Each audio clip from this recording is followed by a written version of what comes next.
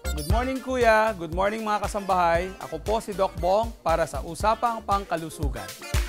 Ang ating po pag-uusapan ngayon ay ang mga causes ng pagtaba o paglaki ng ating timbang o weight gain. Ano-ano ba itong mga to?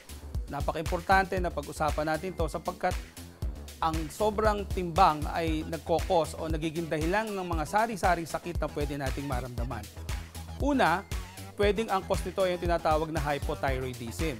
Ito ay isang sakit sa ating thyroid gland na yung ating glandula ay mababa ang napoproduce na thyroid hormone. Pag meron tayo nito, ang isa sa mga side effect ay bumibigat ang ating timbang.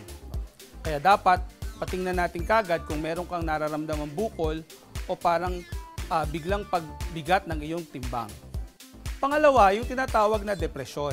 Alam naman natin na may mga pasyente o mga tao na pag nadidepress o nalulungkot, ang pangunahin nagiging excuse nila ay kumain. Sapagkat tumataas ang ating hormone na cortisol, ito yung tatawag nating stress hormone, na nagiging side effect ay mas madali tayong magutom. At tumataba at nagiging cause ito ng pagtaba natin, bumibilog ang ating mga tiyan. Pangatlo yung tinatawag na insomnia, yung hindi ka makatulog. Importante kasi na meron tayong at least 8 hours of sleep. Pag kulang tayo sa tulog, still tumataas pa rin yung ating cortisol at yung tinatawag na insulin. Ang nangyayari, mas nagugutom tayo madalas at lalo na pag sa gabi tayo nagugutom, mas matatamis na pagkain ang gusto nating kainin. And of course, tataba na naman tayo. Pang-apat po yung tinatawag na menopause. Sa ating mga kababaihan, pag wala na po ang buwan ng dalaw, bumababa na po yung tinatawag na estrogen. At pag bumaba po ito, nagkakaroon po ng mga pagbabago sa ating pangangatawan, nagkakaroon din po ng pagbigat ng timbang o pagtaba. Panlima po yung tinatawag na Cushing's disease. Ito po ay isang sakit na yung tinatawag na adrenal gland sa ating pangangatawan. Mataas po yung napoproduce na hormone na cortisol. At ito nga yung ating stress hormone na pinagmumulan ng ating pagkagutom o ating pagtaba. Nagkakaroon po ng maraming taba sa ating tiyan.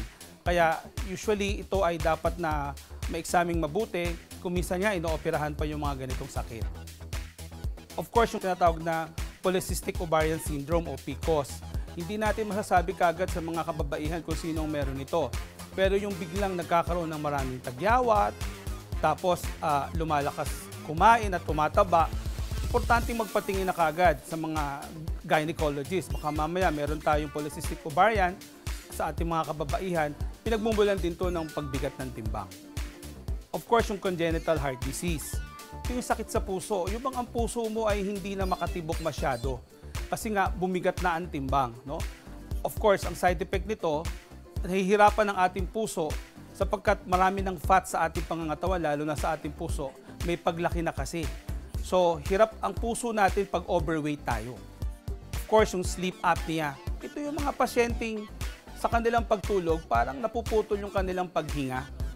Karaniwan nito, mapapansin mo, sa maghapon, aantok-antok ang mga ito at parang tinatamad at parang hindi makapag-focus sa trabaho. Karaniwan sa gabi, kung nabibitin o napuputol ang pagtulog, ay pinagmumulan din to ng overweight. Kasi nga, kung minsan nagigising sila at ang hinahanap nila, ang ginagawa nila, kumain na rin. Of course, yung manas o yung tinatawag na edema. Maraming dahilan, pwedeng sakit sa puso, sakit sa baga, sakit sa atay, sakit sa bato. Ang edema o yung pagmamanas, nagkokos din to ng pagtaas ng timbang sapagkat ito ay excess o labis na tubig sa ating pangangatawan. Kailangan magpatingin tayo sapagkat napaka-importante na malaman natin ang dahilan para masolusyonan natin yung ating pagmamanas. May tinatawag na sakit, yung metabolic syndrome. Ito ay isang mga sakit na karaniwang mayroong hypertension, may diabetes, no? Mataas ang cholesterol, and of course, pag meron kang ganitong mga sakit, most of the time, overweight ang pasyente. So pag meron ka ng high blood, nasundan pa ng mga nabanggit kong sakit, magpatingin na kagad sa doktor. Napaka-importante sapagkat pwedeng pagmulan nito nung isang nabanggit ko kanina yung tinatawag na congestive heart failure. Of course, yung diabetes. Nabanggit natin na ito ay pwedeng kasama dun sa metabolic syndrome, pero pwedeng siya ay nag-iisang sakit na meron sa isang pasyente.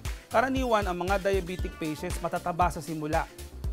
Pag lumalala o pumapangit na ang numero ng kanilang asukal, nagsisimula na silang pumayat. Kaya sa simula pa lang, pag meron ka ng napansing pagtaba o nag-overweight ka na, not necessarily obese, magpatingin na kagad sa doktor. Of course, yung pag-inom ng mga gamot, lalo na yung steroids, yan kasi ay tinatawag nilang wonder drug. Pero ang isa sa mga side effect nito, madali kang magutom.